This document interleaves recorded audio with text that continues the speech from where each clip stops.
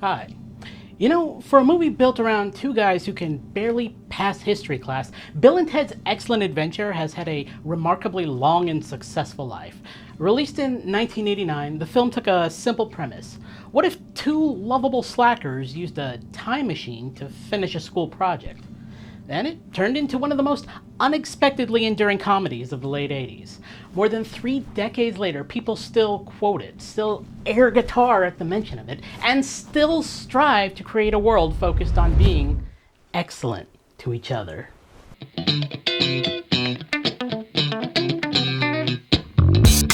Today, we begin a three-part look back at the Bill and Ted trilogy, beginning with their excellent adventure. The movie stars Keanu Reeves as Ted Theodore Logan and Alex Winter as Bill S. Preston, Esquire. At the time, neither actor was the global icon we know today. Reeves had appeared in films like River's Edge and Permanent Record, but this was one of the performances that introduced him to a much wider audience. Of course, he would later become famous through Point Break, Speed, The Matrix, and the John Wick series. Alex Winter became forever associated with Bill, though he later built a successful career behind the camera as a director and documentary filmmaker, in addition to continuing to act. The third major star is comedian George Carlin as Rufus, the mysterious time traveler from the future. By 1989, Carlin was already one of the most influential stand-up comics in America. Many viewers also knew him from his comedy specials, and younger audiences would later recognize him as Mr. Conductor on Shining Time Station and Thomas and the Magic Railroad. The plot is delightfully ridiculous. Bill and Ted are high school friends in San Dimas, California. They spend most of their time thinking about their band, Wild Stallions, and considerably less time thinking about school. Unfortunately, they are on the verge of failing history. If Ted flunks, his father plans to send him to military school, which would effectively end the band before it even begins. That is where Rufus enters the picture. He arrives from the distant future in a time-traveling phone booth and explains that Bill and Ted are destined to become incredibly important. Their music will eventually inspire a future utopian society. But that future only exists if they pass history. So Rufus lends them the time machine and sends them off through history. The pair collect a lineup of famous historical figures that includes Napoleon Bonaparte, Billy the Kid, Socrates, Sigmund Freud, Ludwig van Beethoven, Joan of Arc, Genghis Khan, and Abraham Lincoln. The plan is simple. Bring these people back to present-day California, let them participate in the history presentation, and somehow pass the class. Naturally, everything goes wrong. Napoleon becomes obsessed with ice cream. Beethoven discovers synthesizers. Joan of Arc inspires aerobics classes. Freud starts analyzing everyone in sight. Historical accuracy is not exactly the movie's top priority, but entertainment certainly is. Eventually, Bill and Ted gather everyone together for a spectacular classroom presentation. The historical figures speak for themselves, the class is amazed, and our heroes save both their grades and the future. And if that sounds like the kind of premise somebody would come up with at 2 in the morning after a fuck ton of mushrooms, well, that's part of the charm. The origins of the film are almost as unusual as the movie itself. Writers Chris Matheson and Ed Solomon developed the characters years before production began. The duo had created Bill and Ted as part of a comedy concept featuring two well-meaning but hilariously uninformed teenagers discussing historical subjects with complete confidence despite not understanding them at all. The characters evolved into a screenplay that combined buddy comedy, science fiction, and educational satire. Getting the film made was not especially easy. Director Stephen Herrick loved the script but recognized that its humor was highly specific. Studios struggled to determine whether audiences would embrace these dim but lovable heroes or reject them outright. Eventually, the project found backing through Dino De Laurentiis' company and moved forward. Casting Bill and Ted turned into a lengthy process. Hundreds of actors reportedly auditioned. Several future stars were considered at various stages, but once Keanu Reeves came in, the filmmakers quickly felt they had found their Ted. The challenge then became finding the right Bill. Reeves and Alex Winter immediately clicked during auditions, sharing similar interests and displaying the kind of natural chemistry that would become the foundation of the film. That chemistry is probably the movie's greatest strength. Think about how easily these characters could have become annoying. On paper, Bill and Ted are not intellectual heavyweights. They misuse words, misunderstand history, and spend a lot of time saying nonsense like, excellent. Yet Reeves and Winter make them incredibly likable.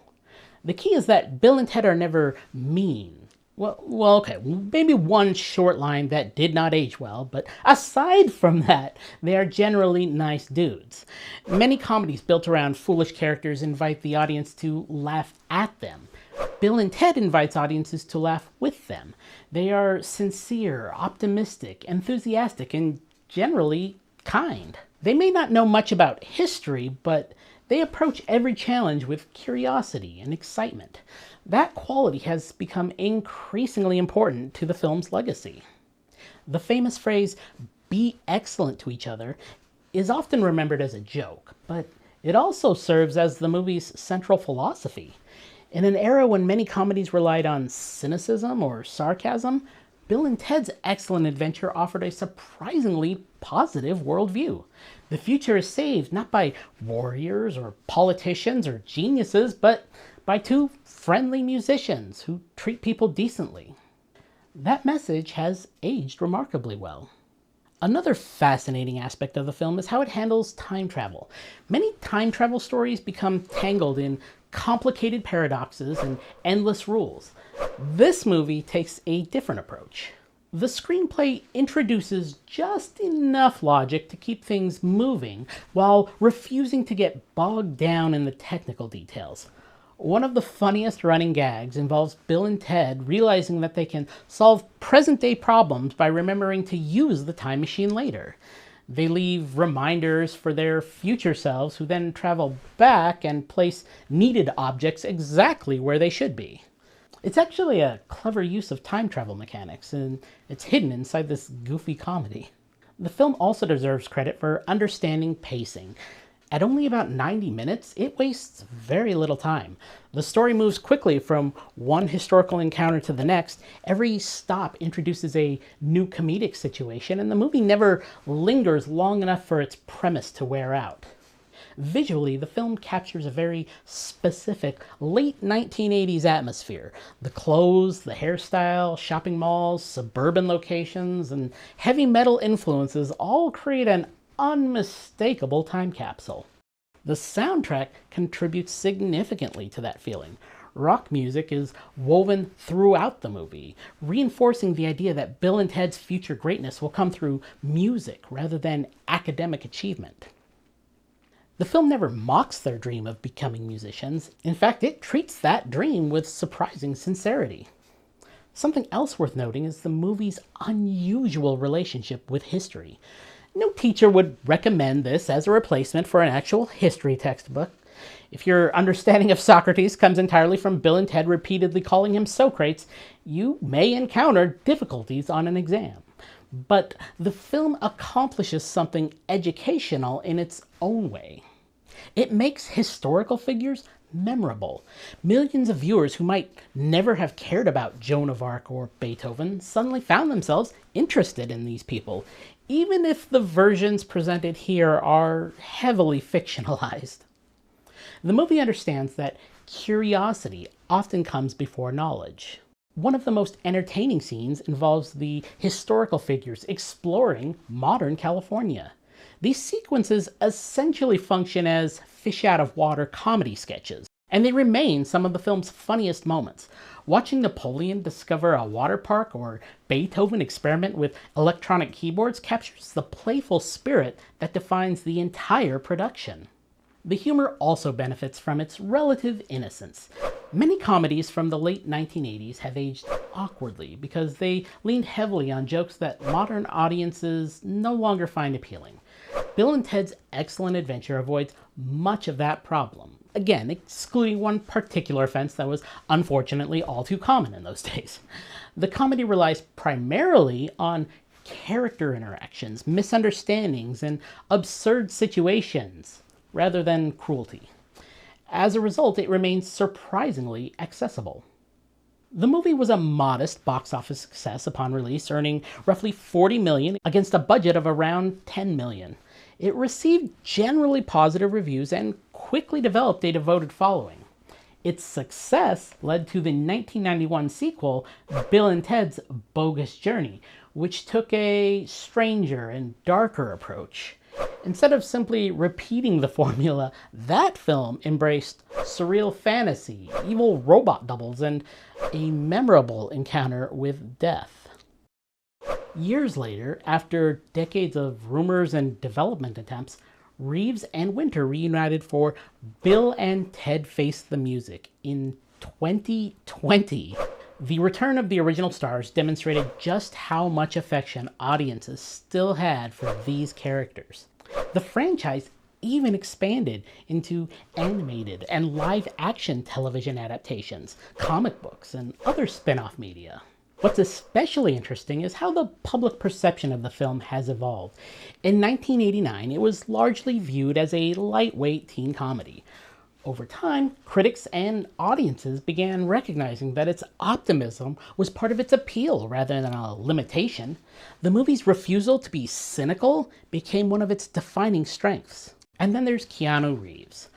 Looking back now, it's fascinating to watch a young Reeves before he became one of Hollywood's most beloved stars. You can already see some of the qualities that would define his career: sincerity, commitment, and a complete willingness to embrace unusual material without irony. At the same time, Alex Winter deserves enormous credit. Bill and Ted only work because neither character dominates the other. They function as a true comedy duo. Remove either half of the partnership and the magic disappears. George Carlin also provides an essential stabilizing presence. Rufus serves as the audience's guide through the story, grounding the absurdity without ever losing the film's playful tone.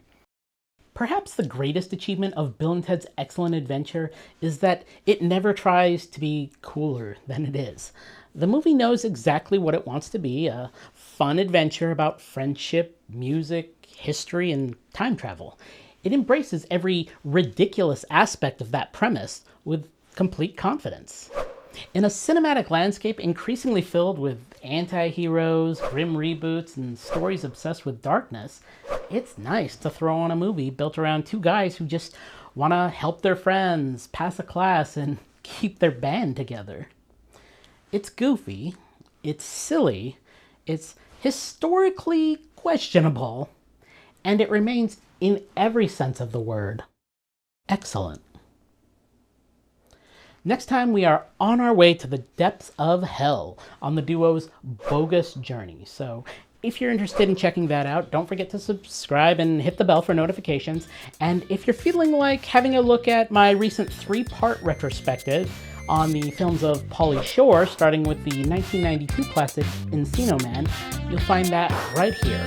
Or here's a playlist of some other personal favorites and cult classics I've shared my thoughts on.